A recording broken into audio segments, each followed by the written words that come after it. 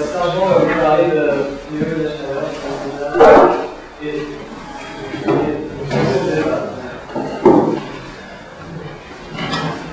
bon, bah, ça fait longtemps que je suis pas venu ici. Je remercie Mendy, et voilà, dans la grande cette invitation. Les gens là-bas pour voir ici. Voilà. Je vais remplir les deux tables. Bon, bah, c'est sans elle.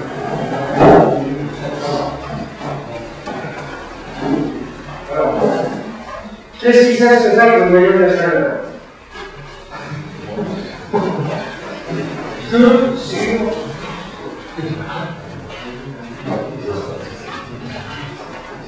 sur 25. Ça reflète la culture mathématique parisienne, l'éducation mathématique parisienne, bon, c'est partout, quoi. En fait, moi je ne savais pas ce que c'est il y a 10 ans. Je l'ai appris il y a 10 ans. Mais c'est un scandale. Parce que le noyau de la chaleur, c'est le Big Bang de l'univers mathématique. Pour justifier cette assertion provocante, il faudrait prendre plus de temps, plus de connaissances, plus de temps que je l'ai aujourd'hui. Et je vais faire une des manifestations du noyau de la chaleur. Et même, on se passera sur les réels, sur R.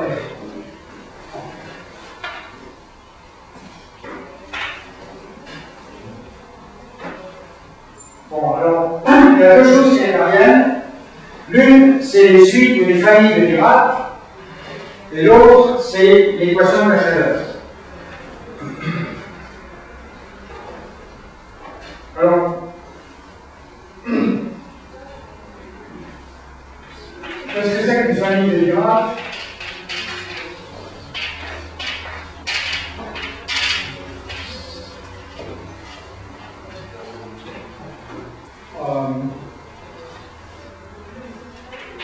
Disons, une famille ou une suite, bon, on fera tout de suite avec une famille, indexée par T, par T supérieur à 0.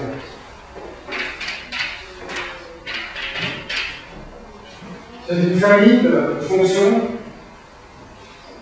qui mesurera continue sur R.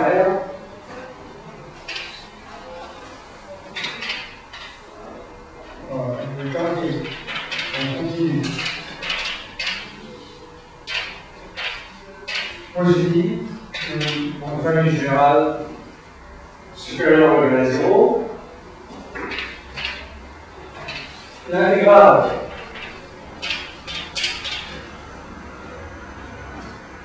égale à 1. Et si vous voulez faire plaisir aux probabilistes, vous dites que c'est probabiliste. Et troisièmement, que l'air sur la courbe gardée se concentre à l'origine quand t tend vers 0. Alors on peut dire comme ceci, étant donné delta,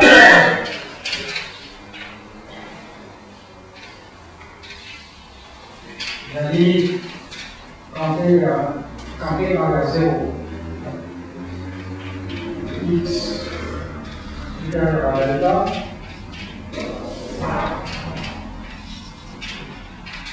La limite tend vers 0. Alors, le graphe d'une telle famille, c'est comme ça.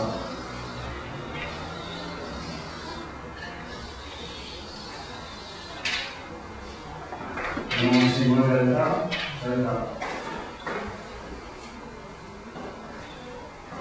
C'est ça qu'on va appeler famille de Dirac.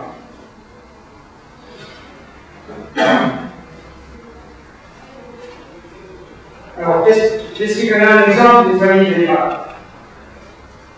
Vous l'avez déjà vu? Oui. Qu'est-ce qu'il en a jamais vu? on les a tous vus alors. Alors, au lieu de T, on peut l'annexer par des entiers positifs. Ça intervient par exemple en série Fourier, où il y a la suite de Végère, c'est chez Garot, carré de x en série Fourier, c'est indexé par les entiers, avec sinus carré mx, divisé par sinus x carré, et avec une constante. Pardon. Ça c'est la suite qui intervient en série Fourier. Vous avez la suite de Poisson pour les fonctions harmoniques.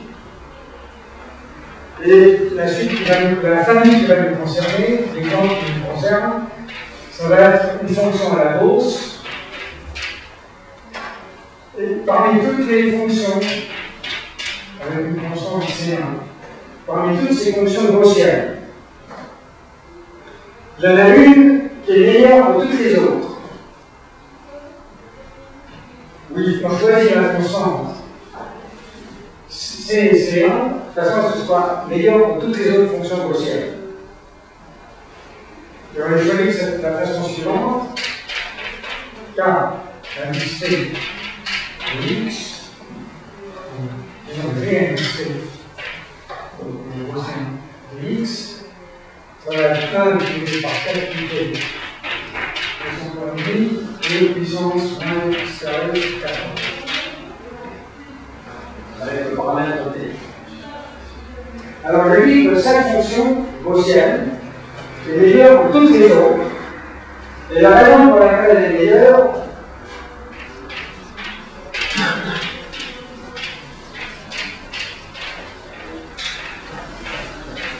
que toutes les autres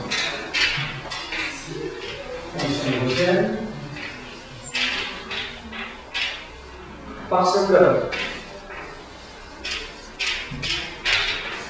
c'est ça l'équation de la chaleur. L'équation de la chaleur, bon, on reçoit H égale H XC, l'opérateur différentiel partiel, on a moins dx carré plus dx. C'est ce qu'on appelle l'opérateur de la chaleur.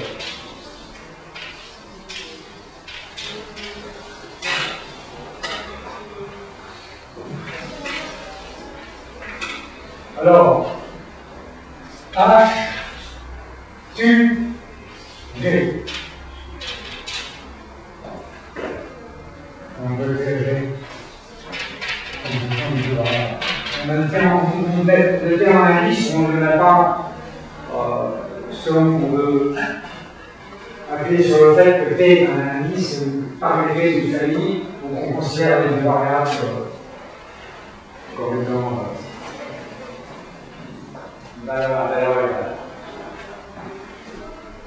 c'est ça l'équation de la chaleur. C'est ça l'opérateur de la chaleur, et l'équation de la chaleur, c'est Hg égale 0. Alors pourquoi c'est meilleur que tous les autres?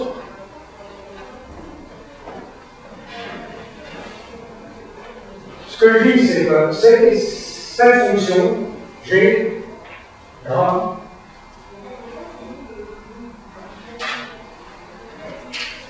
et G indicé est une famille de graves.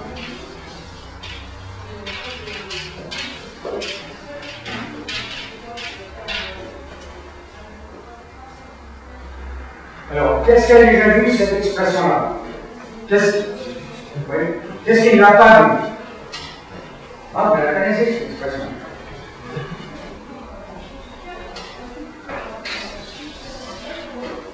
Bon, alors le moyen de chaleur,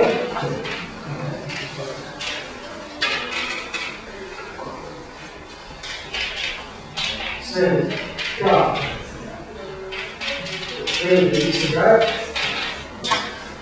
c'est G de T x moins y. C'est-à-dire si on lève d'un groupe, à partir d'une fonction d'une variable, on peut obtenir une fonction de deux variables groupe en un X moins Y. Et si le groupe n'est pas abélien, pas additif, ben on a l'algé de Y inverse X. Par définition.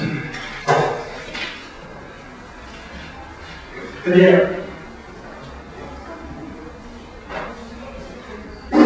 il satisfait aux conditions suivantes. Un, il est positif, on va strictement positif. L'intégrale par rapport à x, ou par rapport à y, ça n'a aucune importance. Il y a 1 parce qu'il est symétrique. La fonction g est claire. Donc, c'est la même chose sur les x moins y ou y moins x. Et troisièmement, il satisfait à cette condition-là au voisinage de tout y.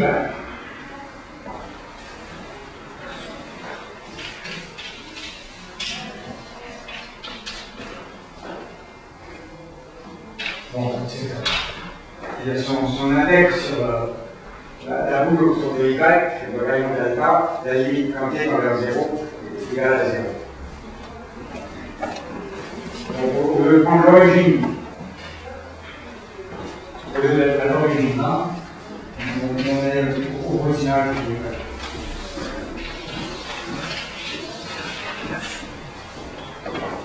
C'est pas la carte. Et ça, c'est la définition du. Donc, le voyage de la chaleur, et ça, c'est la définition. C'est une fonction d de x qui satisfait, qui est une famille de Dirac et satisfait l'équation de la chaleur. Et dans les cas convenables, dans lesquels je n'en pourrais pas, on peut démontrer l'existence de l'unicité.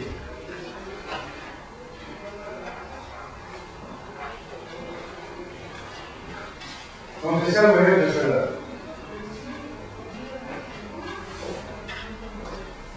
Sur R. Maintenant, si je veux le voyage de la chaleur sur le cercle, donc c'est R, je vais le ça. Ça, c'est les grands trucs.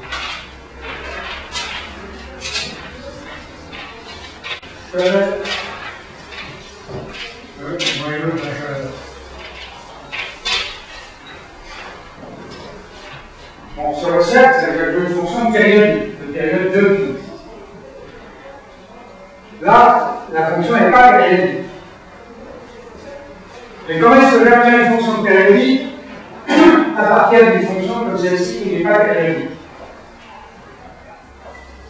Comment est-ce qu'on va obtenir une fonction périodique?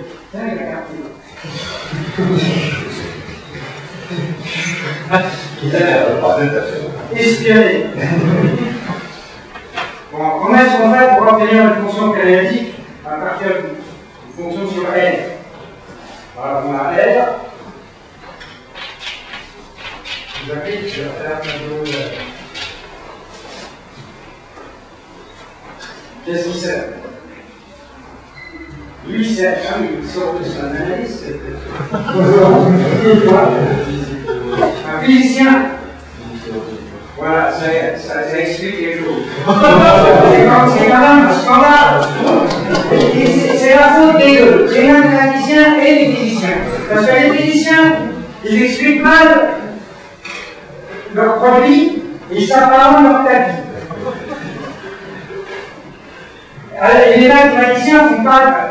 Bon, ils ont certaines raisons de ne pas faire attention, parce que c'est mal vendu, mais ils auraient dû refaire la chose pour eux-mêmes et en comprendre la portée. C'est scandaleux.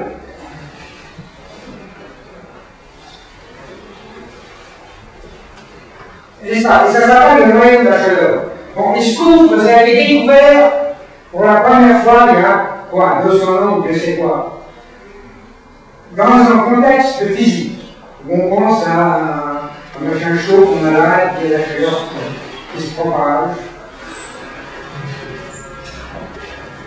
Mais ça a une idée complètement fausse de ce qui se passe. Parce qu'avec ce truc-là, comme vous allez voir au fur et à mesure qu'on développe les propriétés, ça a une portée qui va bien au-delà. En fait, quelle que soit la terme mathématique qu'on soulève, on trouve un noyau de chaleur dessous.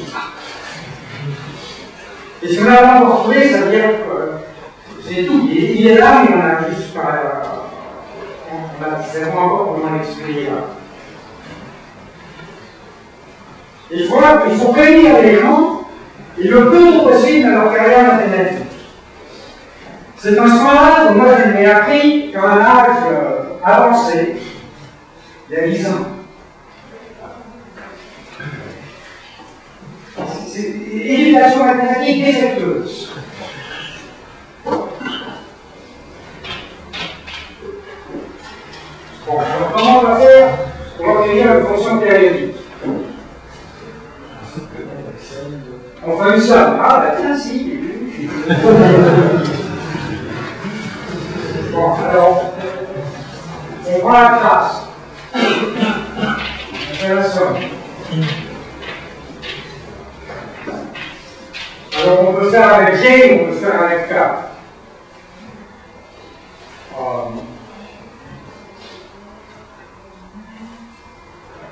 Faisons-le avec G. On prend GT. 2x plus 2k, c'est-à-dire on fait les x, k dans z.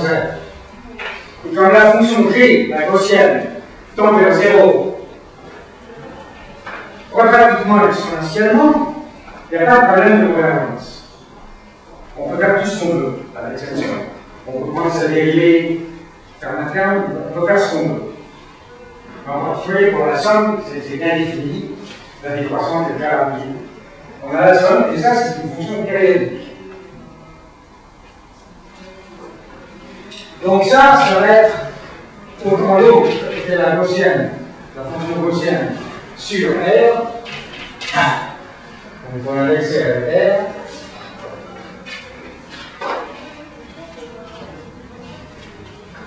Celle-ci sera la gaussienne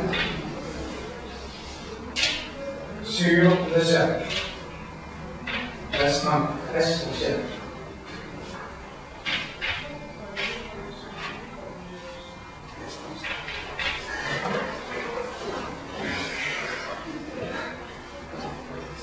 Alors maintenant que vous avez une fonction périodique, vous devez avoir une envie irrésistible de lui faire quelque chose. Quelle est votre envie irrésistible? Pardon? Oui. Fourier. Voilà. Ah, ça, c'est le cerveau Fourier. Bon. C'est ça. Alors, il y a le développement de Fourier. Le développement de Fourier, bon, il y a un constante par devant.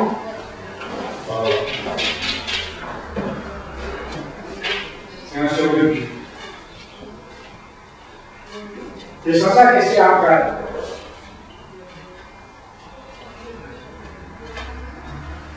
Bon, ben, on le fait à la main, quoi. On a l'exponentielle de plus ou moins un x carré avec une constante. On fait l'intégrale contre un caractère, EINX. On prend l'intégrale de 0 à 2pi. On intègre chaque membre de la somme et vous dit le résultat. Ce qui sort, c'est E puissance moins n carré et E puissance nx n moins z. On fait ça à la main, quoi. On a besoin de pratiquement rien savoir. Je pense que vous savez tous que la fonction E puissance moins x carré sur 2 est self-dual, auto-dual par rapport à l'intégrale de Fourier. Et si on a une constante, bon, on prend le chemin de l'arrière avec la constante et on a ce qui sort. Donc c'est ça la série de Fourier.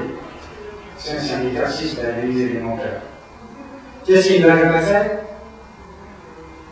Vous l'avez. Qu'est-ce qu'il a fait?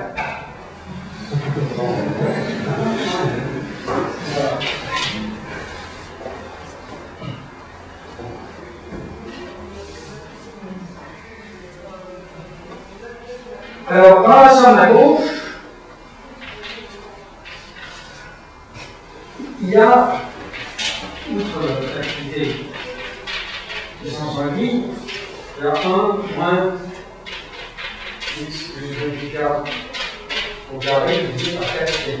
Donc il y a 1 sur t, il y a t au dénominateur de l'exposant, alors qu'à droite, le t est au numérateur de l'exposant. Et si on fait x égale 0, qu'est-ce qu'on trouve? Bon, ben, on fait x égale 0. Alors qu'est-ce qu'on a?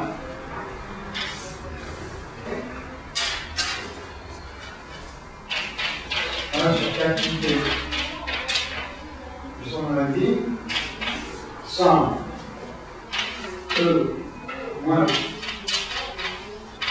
le vecteur au carré sur 4t égale 1 sur 2 somme n carré ou moins n carré t.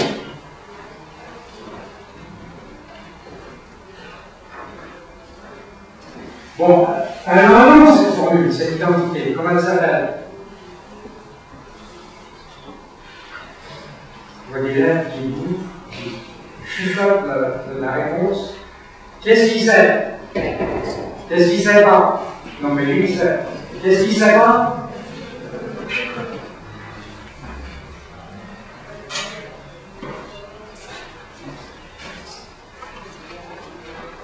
Vous devriez tous savoir.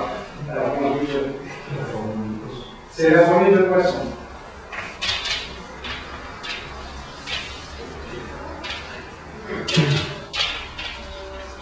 Formule d'inversion de Poisson. Alors, je vais poser cette question quand les spécialistes en Allemagne, il y a 1 an, non, il y a 2-3 ans, poser la même question. Alors, la réponse, c'est bah, ça dépend si vous êtes français ou allemand. Si vous êtes français, c'est la formule de Poisson. Si vous êtes allemand, c'est la formule d'inversion de Riemann. J'applaudis. En fait, on s'en fout. C'est dans ce cas-là. Poisson est plus général. Quoi? Poisson est plus général.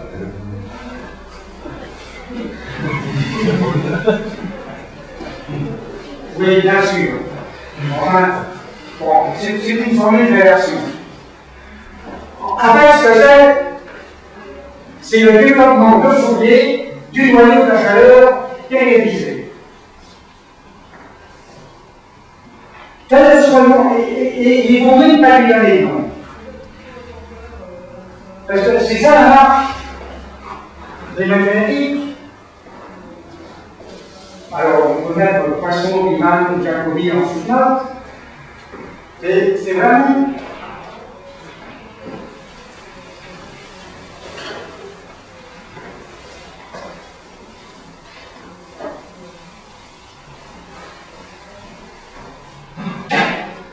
On commence avec le noyau de chaleur. On périodise.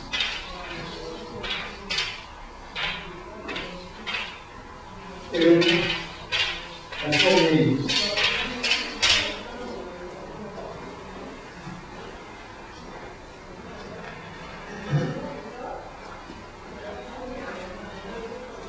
Mais le déclic au début, c'est le noyau de la chaleur. Il n'y a pas d'accident.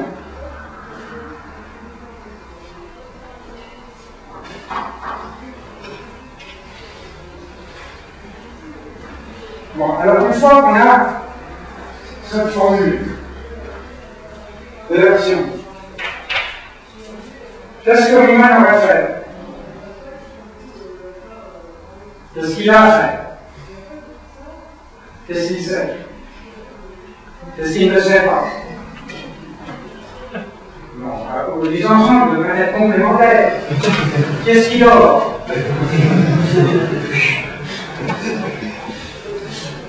Qu'est-ce qu'on lui fait? Vous devez y avoir un invité ici qui lui fait quelque chose. C'est formule d'inversion. Lui, l'autre, là, derrière. Non, ça permet de montrer. Qu'est-ce qu'on lui fait? On le bénisse.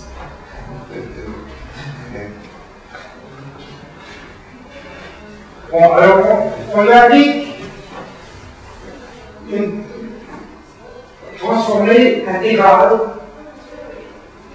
Ce que Riemann va faire,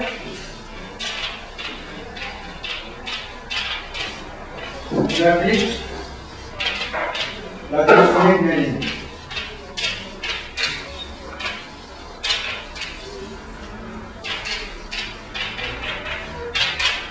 Bah, vous dites, mais là, non, on dit Méline. Ouais, je me suis fait sortir Méline hier, là, chez les analystes. Bon, pour moi, je dis Méline. Alors, c'est quoi la transformée de Méline? La transformée de Méline, c'est une fonction f. Et là, on y va S, c'est quoi? Vous savez?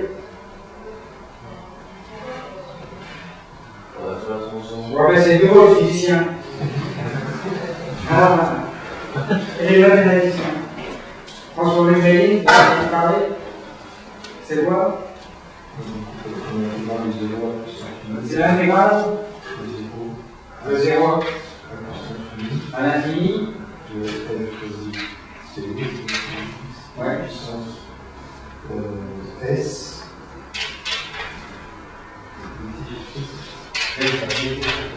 Voilà.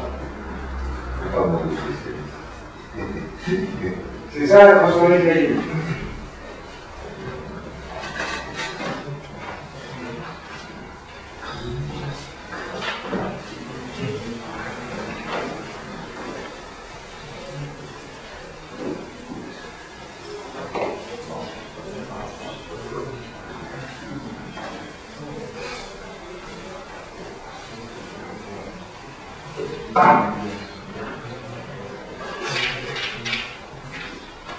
Alors, on a des limites. Et je passe un petit peu dans le son.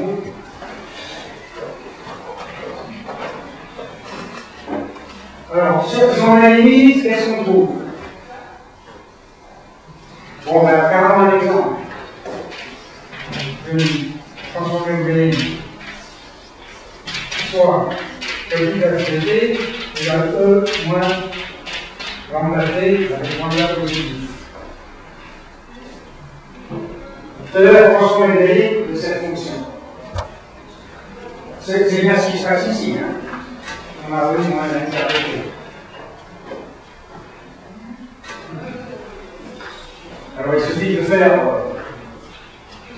chaque élément de la somme. Alors, tan f de s, c'est l'intégrale E moins lambda t, et puissance s, et t sur t. Alors, comment on évalue cette intégrale? Qu'est-ce qu'on fait? On fait un changement de variable, c'est-à-dire ce changement de variable t va dans t divisé par lambda. Alors les limites d'intégration c'est les mêmes, parce que c'est 0 à l'infini. Le lambda fréquent du numérateur. Après ça on obtient t sur lambda, on a t puissance s, lambda puissance s, et le dt sur t est invariant par la transformée qui a t sur t sur lambda. C'est pour ça qu'il ne faut jamais séparer dt sur t. Je n'ai pas écrit t puissance s moins 1 dt, mais t puissance s dt sur t. Il ne faut jamais les séparer, si on est vraiment sur 0 à l'infini. Ce qui se passe, c'est qu'on est en train d'intégrer sur le groupe multiplicatif des réels positifs, et que dt sur t, c'est la mesure invariante sur ce groupe. Donc il ne faut pas toucher au dt sur t. Il faut faire comme notre maître en réel, et le t multiplicatif de t. Si je veux parler en grec, on va t'appliquer que je dis mon article. J'ai publié une case.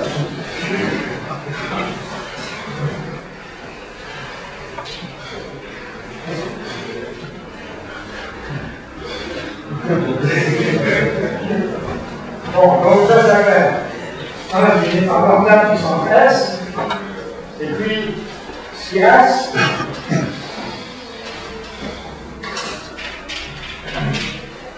c'est quoi? C'est le reste. C'est ça. Pour l'instant, c'est quand même compliqué. Donc, la transformer de la ligne. Alors ça, tout ça, ça s'appelle une fonction d'état.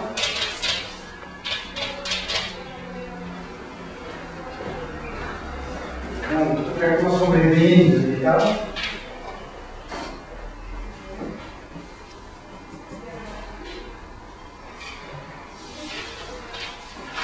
C'est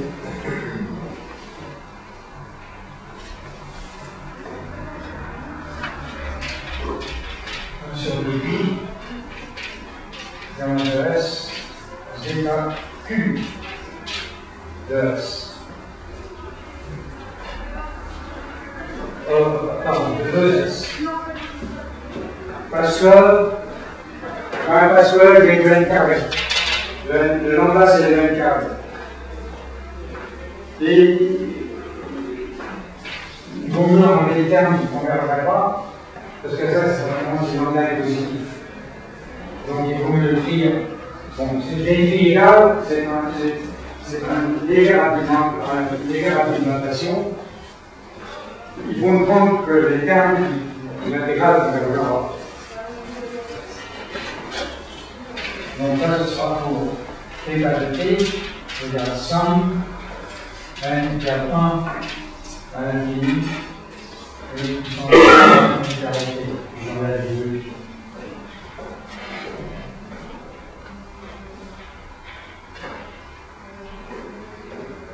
Après ça, si on redoute la série, bon, les trucs négatifs, c'est la même chose que ça. Et puis il y a le machin qui ne s'enlève pas, il faut traiter séparément. Oui, oui, on obtient bien.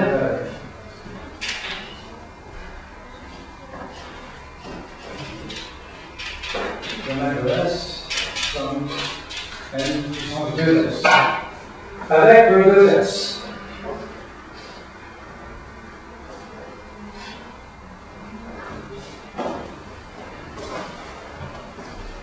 Donc, la fonction d'état de Riemann, c'est la transformée des lignes au facteur après, c'est la transformée des lignes d'une fonction d'état.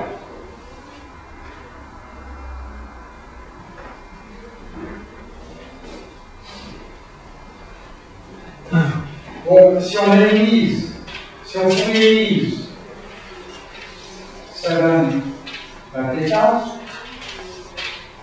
Et si on analyse, ça donne un zeta.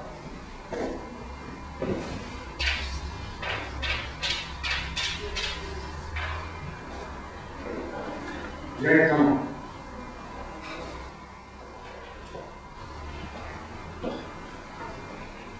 Alors, le fait qu'il y a une formule d'inversion, c'est-à-dire qu'on a appliqué la transformation des lignes aux expressions à droite, là. Et on peut faire à gauche, et si on fait à gauche, ça donne l'équation fonctionnelle de zeta. La formule d'inversion donne l'équation fonctionnelle.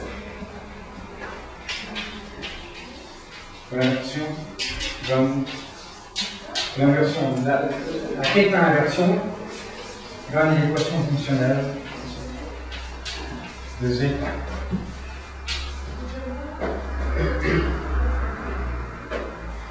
À propos de la définition générale d'une série d'états,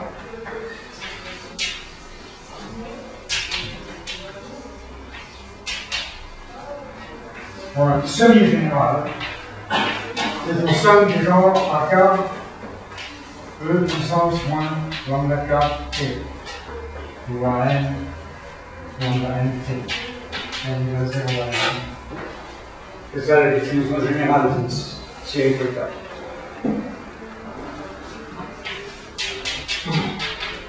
Et si je fais la transformée de Bain d'une telle série,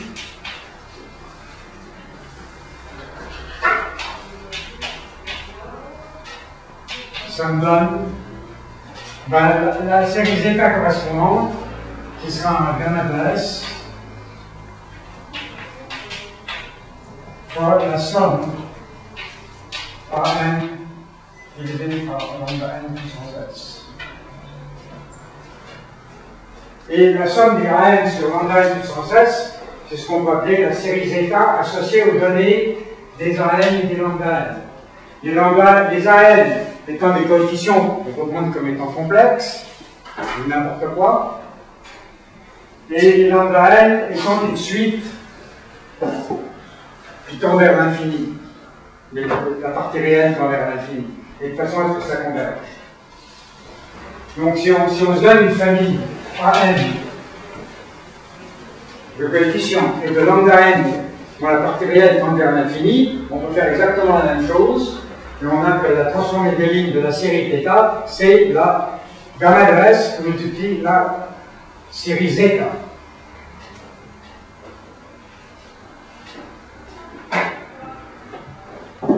Bon, alors ça, c'est si on minimise, ça donne un zeta. Maintenant, on peut faire autre chose.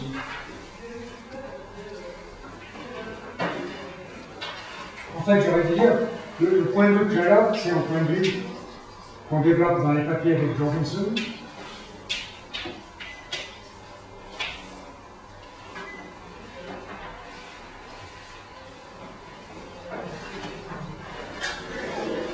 On peut faire autre chose qui, de notre point de vue, mène plus loin.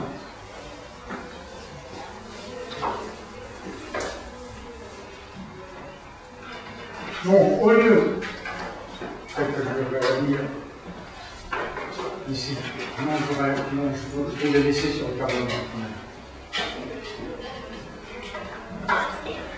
Au lieu de la ligne, on fait, on prend ce qu'on appelle la transformée de Gauss.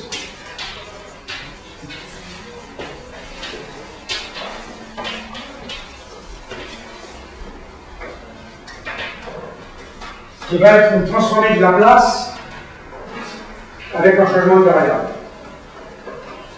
Donc, la transformée de Gauss d'une fonction f. Vous avez un s, ça va être intégrale de 0 à l'infini, e puissance moins s carré t, divisé par 2s, f de t dt. Si je ne tape pas le carré, les deux as, ça c'est la dérivée de s carré. Si je ne tape pas le carré, ce serait exactement le transformé de Laplace. Mais on va mettre le carré. S s'appelle T. Quoi? S s'appelle T pour la transformée de Laplace. S s'appelle T dans la transformée de Laplace. P. Non, mais P égale S carré. Quoi? C'est quoi? Jamais, jamais. Z si on veut. Non, parce que Z c'est l'autre. C'est moins ZT. Mais c'est pas T. Non. C'est S. Non. Z aussi peut-être. Mais enfin, net en masse. Bon, alors il y a un petit problème de convergence. Quoi? Qu'est-ce qu'il y a? Contestation?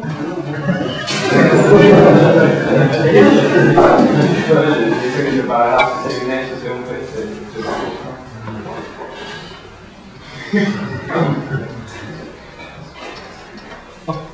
Bon, il y a un petit problème de convergence. Ça converge, ça? Par exemple, si au lieu de f, je fais une série θ.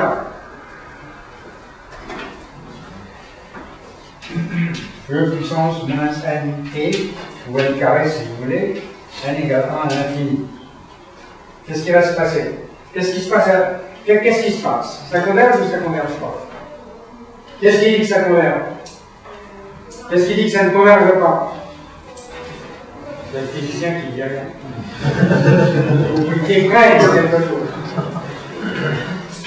Qu'est-ce qui réfléchit? Qu'est-ce qui dort?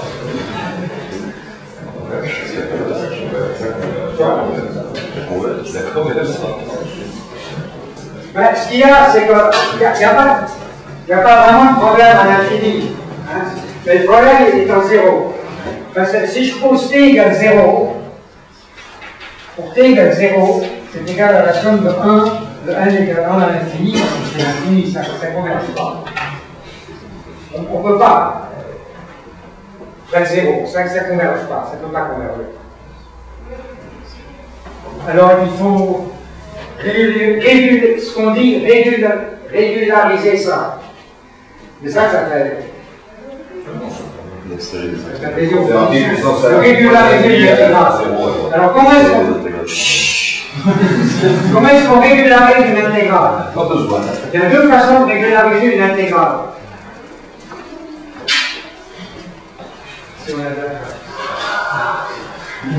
La crème va bientôt.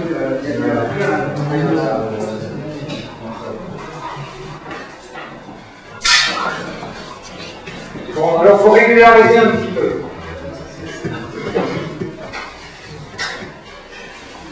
Ce qui se trouve, c'est que la série d'état, quand θ va vers 0, est grand O de 1 sur t puissance n.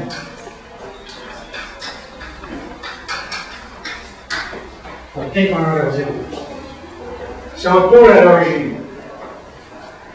Bon, il existe n. Si on veut prendre le meilleur n possible, bon ben ça fera un entier plus un prix. Je sais quoi, enfin je m'en fous. Tout ce que je veux, c'est que le comportement près de 0 sera au plus 1 divisé par une puissance de t. Et pour que l'intégrale converge, il faut tuer la puissance de t. Donc on y va froidement.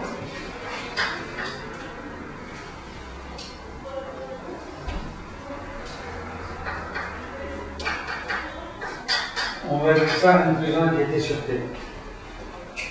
Mais si je mets un t puissance n à l'intérieur,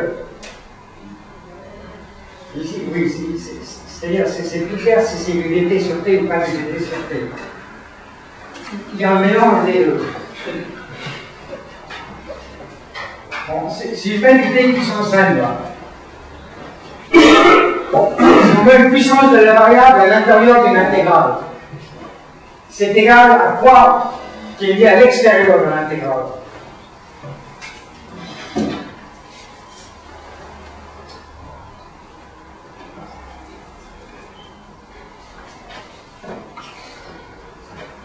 C'est égal à une dérivée énième. Avec un opérateur différentiel convenable.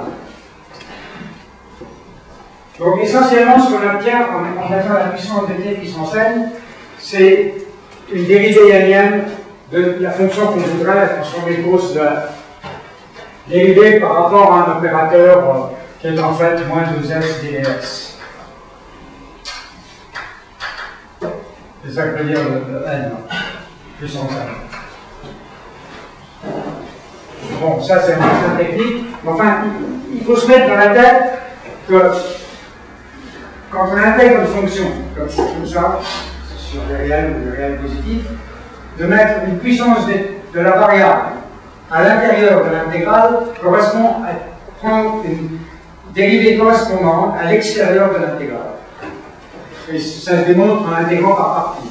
Mais c'est ça le formalisme. Les physiciens le connaissent. Oui. Les mathématiciens, peut-être pas. Transformer de Fourier de cercle à ça. Quoi? Transformer de Fourier de la place de cercle à ça, essentiellement. La transformer de Fourier de la place de cercle à ça, essentiellement. Le cercle à la non, mais c'est pas sur la transformer de la place, enfin, il y en a d'autres. Ça n'a rien à voir avec la transformer de la place, c'est un phénomène complètement général. Bon, alors ce qu'on appelle c'est une énième dérivée, et après ça, pour trouver la fonction qu'on veut, ben, il faut l'ajouter à un polynôme, et puis il y a une autre façon de normaliser le polynôme, où il y en a un qui est le meilleur possible, Et ça, on ne peut pas le faire aujourd'hui. C'est une théorie. Il y a une façon de définir ce polynôme de façon à obtenir une fonction bien déterminée. Mais il faut d'autres invariants que je ne vais pas discuter aujourd'hui. Donc on prend la transformée Gauss. Donc, on grossit. Et ça donne quoi?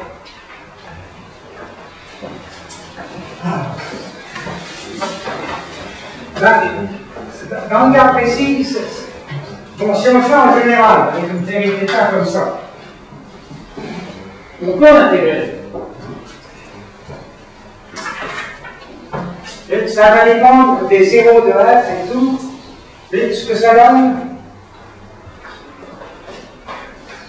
je vais mettre essentiellement pour me protéger.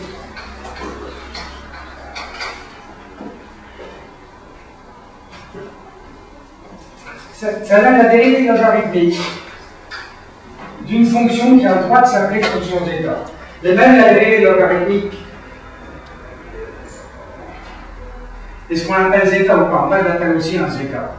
C'est peut-être une fonction L ou je sais quoi, mais ça devrait avoir un nom. On passe directement à la dérivée logarithmique. Ça donne essentiellement un truc de ce genre. Tu as une structure additive. Vous allez avoir une structure multiplicative.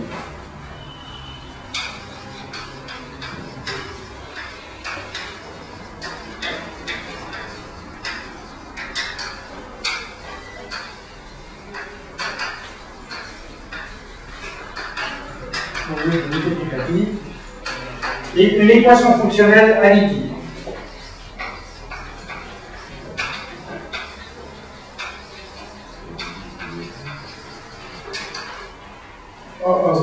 Bon, alors c'est, disons, L de S.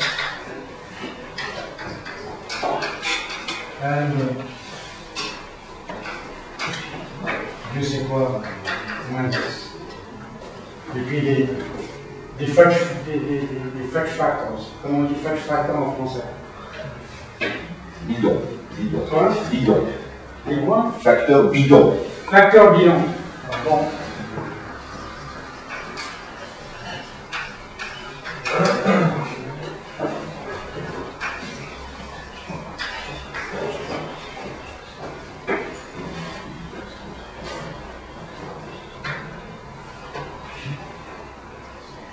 Par ne multipliez pas, non pas moins.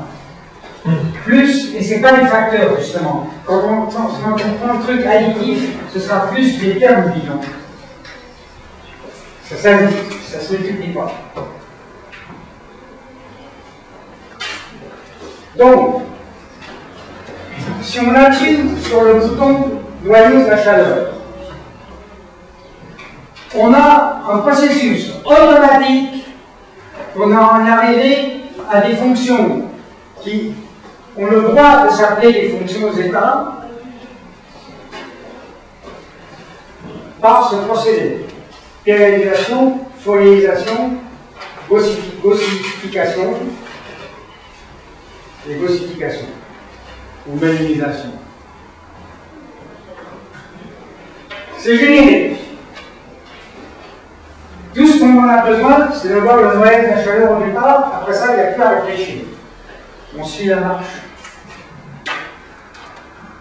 que j'ai bien indiquée. Et alors, j'ai commencé par le noyau de la chaleur sur les nombres réels. Mais on peut prendre sur des espaces bien plus généraux.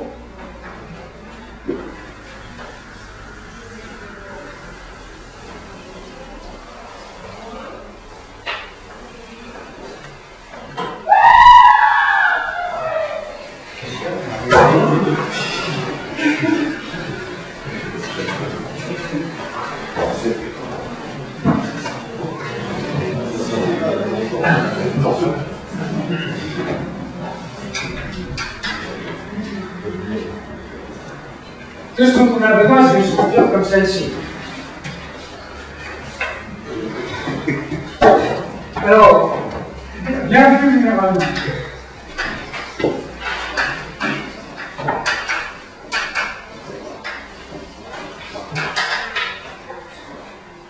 peut commencer avec n'importe quel état de ce genre-là. Et ce genre de d'état, la suite des lambda n, c'est une suite de valeurs propres. À propos, n carré, c'est la valeur propre de l'eigen eigenvalue de quoi? De quoi sur quoi? N carré, c'est une valeur propre de qui sur qui? De quoi sur quoi?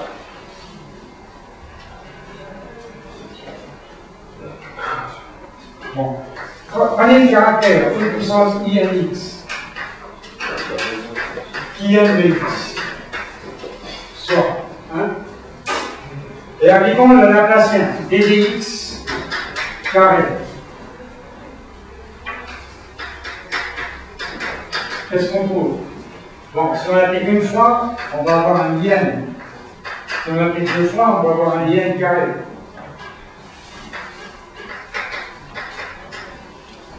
Et là, on trouve donc 2 moins n carré de puissance INX. Donc ça y est, moins n carré, c'est la valeur propre. Bon, alors il y a le Laplacien pour enfants et le Laplacien pour grande personne. Le Laplacien pour enfants, c'est ddx carré. Le Laplacien pour grande personne, c'est moins ddx carré.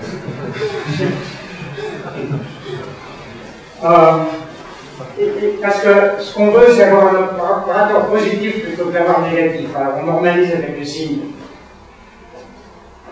C'est la valeur propre du Laplacien sur le caractère. Le delta, c'est moins ddx carré. Il y a plus n carré. Quoi? C'est plus n carré. C'est tout quoi? Si tu as mis moins d sur dx au carré, c'est plus n carré. Oui. Tu ne peux pas avoir ça moyen. Oui, oui, oui, oui.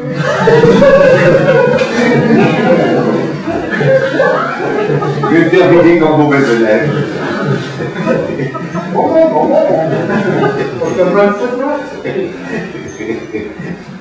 Bon. Alors, ça c'est une explication fondamentale du n carré, là. C'est pas un n carré au hasard. C'est une valeur propre de Laplacien sur les caractères sur Z. Les caractères sur Z. Z modulo de pi.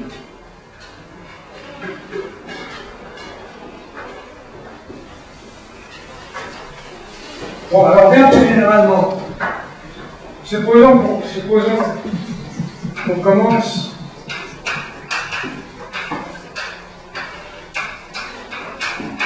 avec un X. Alors, si les X plus généraux, on les écrire. Bon, toutes les portes sont ouvertes. Par exemple, on prend un salem R modulo le groupe des KMR, où KM c'est le groupe unitaire réel. C'est ce qu'on appelle le groupe orthogonal, qui est une terminologie dégueulasse. Parce que les matrices orthogonales, les opérateurs linéaires qu'on dit orthogonaux, préservent plus que l'orthogonalité, ils préservent la longueur du vecteur.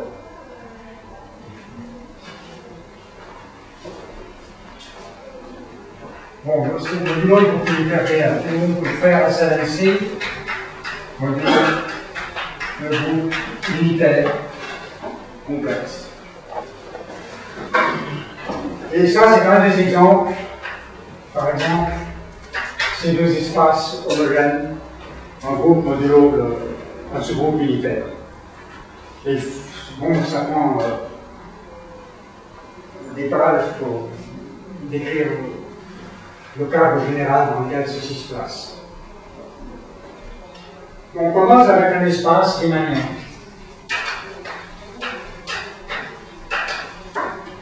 Convenable. Et il resterait à dire ce qui est convenable. Et un exemple de convenable, c'est ces deux exemples-là. Alors, on va obtenir des fonctions zeta associées à ces espaces, qu'est-ce qu'on fait? Hein? Quoi? C'est marqué là-bas, exactement. C'est marqué là-bas. Il n'y a rien d'autre à faire. C'est tout indiqué. On prend le noyau de la chaleur du machin. Je vais répondre. En fait, ça va être du genre carton à la main. Mais pas. Bon. Il y a un noyau de la chaleur. Alors, c'est un fait que tous les noyaux de la chaleur ressemblent au noyau euclidien. La seule question est à quel point ça ressemble. Comment est-ce qu'on exprime le comportement de décroissance exponentielle quadratique? Quelles sont les perturbations à ce comportement exponentiel quadratique? De les décrire explicitement. Alors, c'est toute une théorie, et il y en a pour plus que des centaines de pages, pour des milliers de pages. Cartier, par exemple.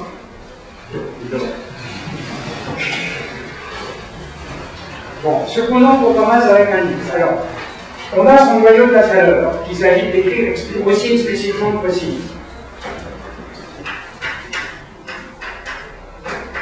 On a un groupe d'opérateurs riemanniens, un groupe discret, d'automorphisme riemanien.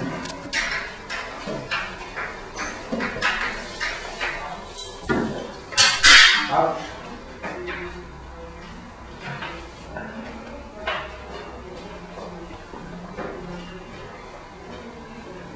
Bon, ben, par exemple, vous prenez le demi-plan supérieur, vous avez appris dans les cours de variables complexes, ou de zéro, et on a les automorphismes riemanniens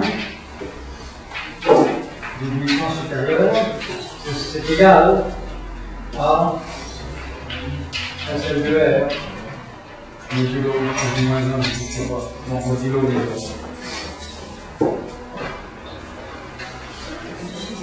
modulo de la piste moins ABCD qui opère sur une variable complexe Z, c'est un Z plus B sur CZ plus D.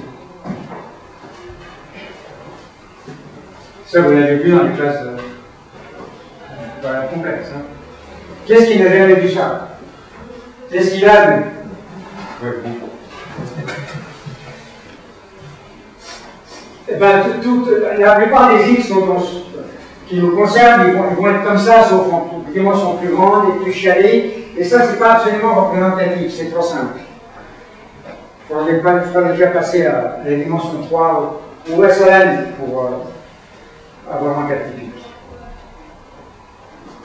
Donc on a sur groupe, et supposons que j'ai le noyau de la chaleur sur X. Comment est-ce que j'obtiens le noyau de la chaleur sur X modulo gamma, ou le gaussien de la chaleur?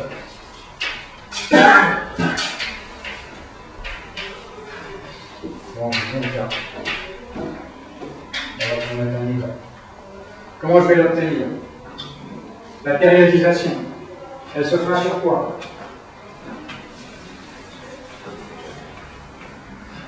Ben, elle se fait sur gamma, la périodisation. C'est la somme sur gamma moins gamma de K sur X de T de X, Y. C'est forcé. C'est la même périodisation qu'avec les translatés par des multiples entiers de 2π. Sauf que ça se fait sur un groupe discret d'automorphisme qui préserve la métrique riemannienne, la distance. Bon, on a cette série. Ben, cette série, c'est comme une série. Le moment de la chaleur, il a un T. Et ça correspond à une série d'états inversés, avec le machin exponentiel divisé par 4T. Il y a toujours quelque chose comme ça dedans. Après ça, il faut donner le développement de Fourier. Ça vient toute l'histoire. Même sur SLM, c'est un bordel épouvantable actuellement. Les gens du métier disent que ça peut se faire à partir de ce qui est dans les littératures mathématiques. Je ne sais pas si ça peut se faire, mais de toute façon, c'est pas fait en principe. Et c'est un scandale, parce que ça fait 50 ans que ça dure. Et les gens du métier, les gens du gang, qui s'est supposé faire ça, ils ont laissé ça dans un état abominable. Il y a certaines rédactions incomplètes. Il y a les notes de Langlands de 1976. Langlands écrit lui-même quand il les a publiées, finalement en 1976, qu'il ne pouvait même plus dire le chapitre 7, qui est le chapitre essentiel. Il ne vous fait même pas le développement de Fourier, il fait autre chose. Enfin, on pourrait probablement en déduire le développement de Fourier. Ce qu'il y a, c'est que le développement de Fourier, le quotient n'est pas compacte.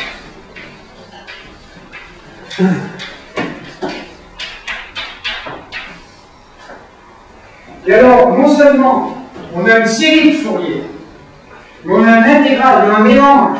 Comme il y a une série de Fourier, il y a quelque chose comme une intégrale de Fourier, comme si on était sur les réels qui ne sont pas compacts. Donc il y a une partie qui dit continue dans le développement de Fourier.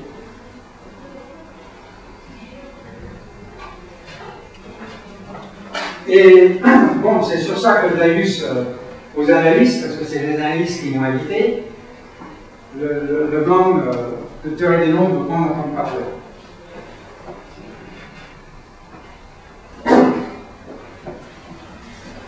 Mais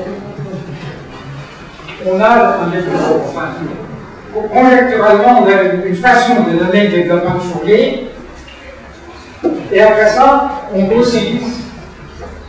Et on obtient donc une fonction d'état. Alors si on le fait dans le cas d'une surface de Riemann, en dimension 2, c'est-à-dire pour SL2R, avec le Big Bang, il y a un groupe d'automorphisme convenable. Qu'est-ce qu'on obtient? Eh bien, ce qui est remarquable, c'est que ce qu'on obtient, c'est la dérivée logarithmique de ce qui s'appelle la fonction d'état de Selberg.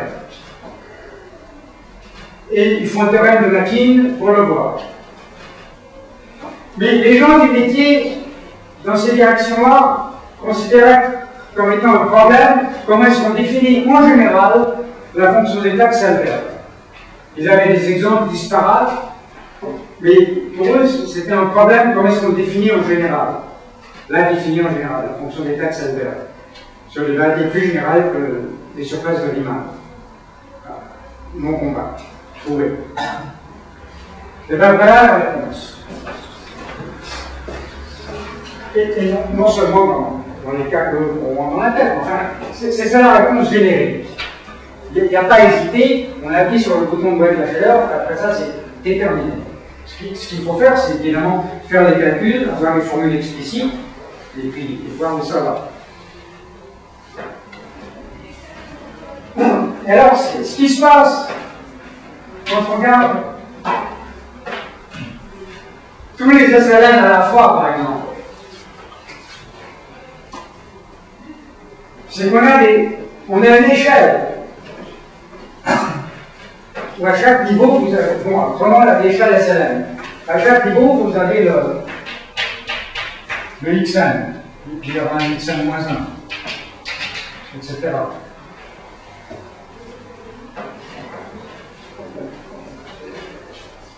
Et puis on reviendra à N, qui ne sont pas les uns dans les autres. Ce qui fait que si on prend la fonction zeta associée à un des degrés de l'échelle, au nème échelon, par exemple le Xn de celui-là. Dans l'équation fonctionnelle, les termes bidons comprennent des fonctions zeta des niveaux inférieurs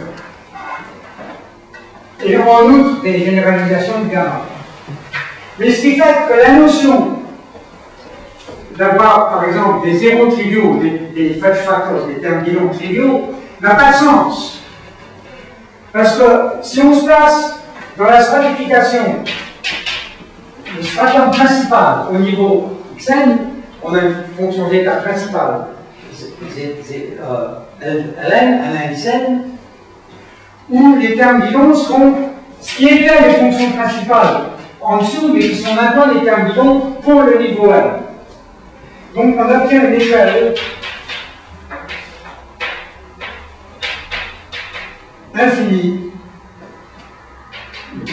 En bas, il y a un point où il y a la fonction gamma. Ici, on a des fonctions qui s'emboîtent les unes dans les autres, ce qui donne une structure infinie, extrêmement rigide. Et c'est cette structure qu'on est en train d'étudier avec Jorgensen. Mais il y a des difficultés qui se posent. Et la littérature n'est pas faite de façon à ce qu'on puisse citer quoi que ce soit. Il faut tout refaire.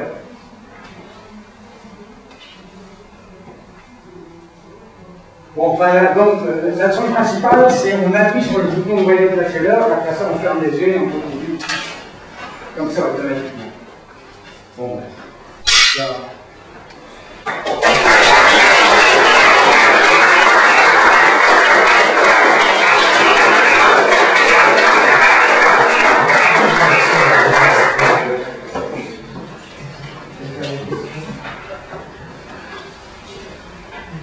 Pas de questions? Les physiciens? Rien? Oui. Est-ce que par le procédé que vous décrivez, on peut obtenir des fonctions de zeta p-adiques?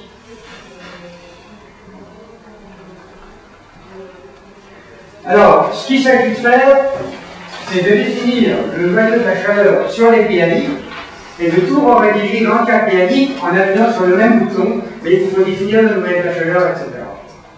Ça reste à faire. Je vous recommande il est possible que ce soit utile de lire les travaux de Schreiber sur le sujet.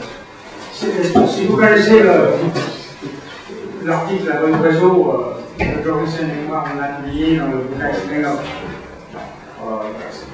mathématiques 2001 et je sais quoi. Trouvez la référence.